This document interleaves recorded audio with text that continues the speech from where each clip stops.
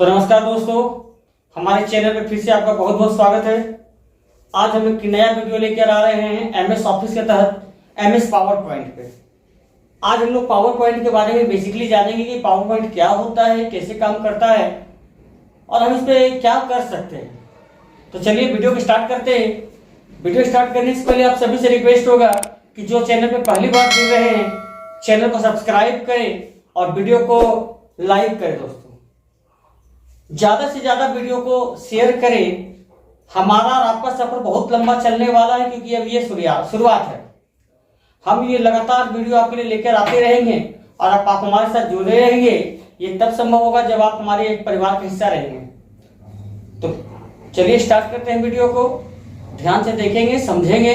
MS power point आज का topic है। MS power point. Power point क्या है?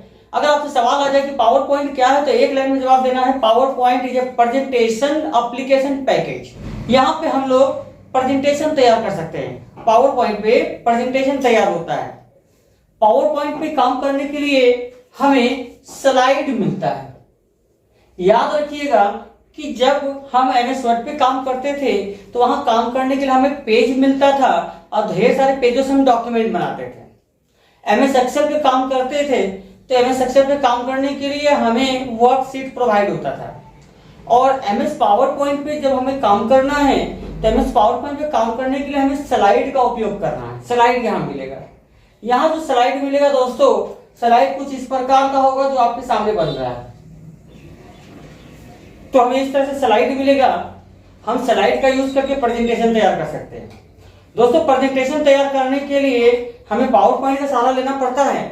और पावर पॉइंट को अगर हमें ओपन करना हो तो इसके एग्जीक्यूटेबल नेम को हम यहाँ पे रन में जाकर टाइप कर सकते हैं। कंप्यूटर में जाना है, स्टार्ट बटन पे जाकर के आपके पास रन के एक ऑप्शंस होते हैं। रन में आपको टाइप करना है इसका एग्जीक्यूटेबल नेम, जो कि होगा पावर पीएनटी। जी हाँ, रन में हमें पावर पीएनटी जाके टाइप करना है। जैसे हम पावर पीएनटी टाइप करेंगे तो एमएस पावर पॉइंट ओपन हो जाएगा। जिस तरह से वर्ड एमएस वर्ड का एक्सटेंशन नेम होता था .docx, एक्सेल का .xlsx, उसी तरह से पावर पॉइंट का भी एक्सटेंशन नेम होगा, वो होगा .pptx। चलिए नेक्स्ट आगे चलते हैं। तो यहाँ पे काम करना है हमें, यहाँ पे प्रेजेंटेशन बनाना है। प्रेजेंटेशन मतलब प्रस्तुतिकरण होता है।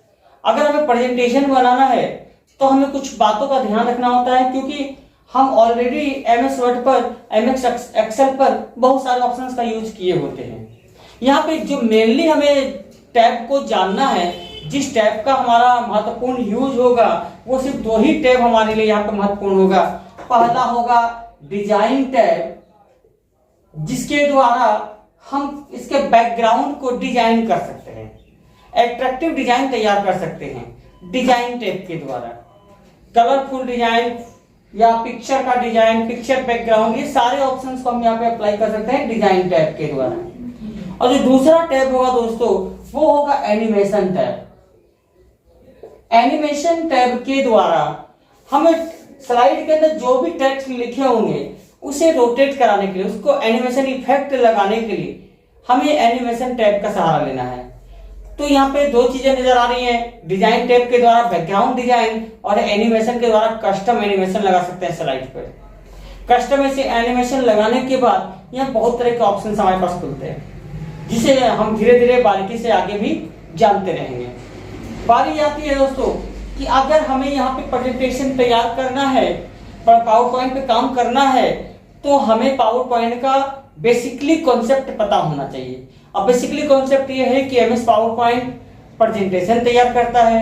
एमएस पावर पॉइंट के द्वारा हम बेहतरीन तरीके का स्लाइड मिलता है, बेहतरीन तरीके का स्लाइड पे काम कर सकते हैं और बेहतरीन डिजाइन कर सकते हैं। उसके आगे बढ़ते हैं।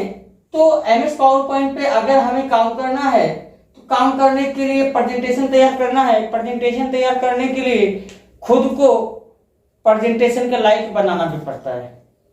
प्रेजेंटेशन के लायक बनाना कहने का तात्पर्य यह है कि हमें एक प्रेजेंटर का लुक भी अपने अंदर लाना पड़ता है। प्रेजेंटेशन वही देता है जो प्रेजेंटर हो, सब प्रेजेंटेशन नहीं दे सकता। तो प्रेजेंटेशन देने के लिए हमें एक प्रेजेंटर बनना होगा। प्रेजेंटर बनने के लिए कुछ बातों का हमें बेसिकली ध्यान रखना होगा। जैसे सबसे पहली बात तो यह है कि एक प्रेजेंटर के अंदर वो गुण होना चाहिए जो दूसरे से अलग दिखे। फर्स्ट क्या है? Self confidence. सेल्फ कॉन्फिडेंस हमारा हाई होना चाहिए, क्योंकि हम निराश होकर के काम नहीं कर सकते। हमें अपने अंदर आत्मविश्वास रखना होगा कि हम बेहतरीन प्रेजेंटेशन दे सकते हैं। दूसरा पॉइंट होगा कि हमारे अंदर पॉजिटिव थिंक होना चाहिए। ये तो हम लोग सभी लोग जानते हैं कि हमारे आसपास नकारात्मक सोच भरा पड़ा है, यहाँ तक कि हमारे अंदर भी नकारात्मक सोच भरा पड़ा है। लेकिन अगर हमें एक अच्छा प्रेजेंटर बनना है तो अपने अंदर से नकारात्मक सोच को हटाना पड़ेगा और सकारात्मक सोच यानी पॉजिटिव थिंक को अपनाना पड़ेगा। ऑलवेज हमें पॉजिटिव सोचना होगा, तभी हम एक अच्छा प्रेजेंटर बन सकते हैं। उसके साथ साथ हमें अपने बॉडी लैंग्वेज पे ध्यान देना होगा, क्योंकि जब हम प्रेजेंटेशन दे रहे होंगे तो हमारा बॉडी लैंग्वेज हमारे लिए एक बहुत ही महत्वपूर्ण भूमिका में होगा। हमारा बॉडी लैंग्वेज ही हमारे आचरण को दर्शाएगा कि हम किस आचरण के हैं। क्योंकि सामने जब हम प्रेजेंटेशन दे रहे होंगे तो सामने कई सारे लोग हमारे प्रेजेंटेशंस को देख रहे होंगे, तो first impression is the last impression होता है दोस्तों। प्रेजेंटेशन देते समय इन बातों पे ध्यान रखना होता है। उसके बाद जब हम प्रेजेंटेशन दे रहे हो तो प्रेजेंटेशन के दौरान हमारी नजरें नहीं झुकनी चाहिए, क्योंकि जब हम नजरें झुक जाती है हमारे प्रेजेंटेशन के दौरान तो सामने वाले को यही लगता है कि इनके अंदर डर भरा पड़ा है। डर यानी कि हार का सबसे बड़ा कारण। हमें लाइफ में डरना नहीं है। प्रेजेंटेशन के दौरान हमें नजरें मिला के प्रेजेंटेशन देना है, तभी हम एक इफेक्टिव प्रेजेंटेशन को दे पाएंगे।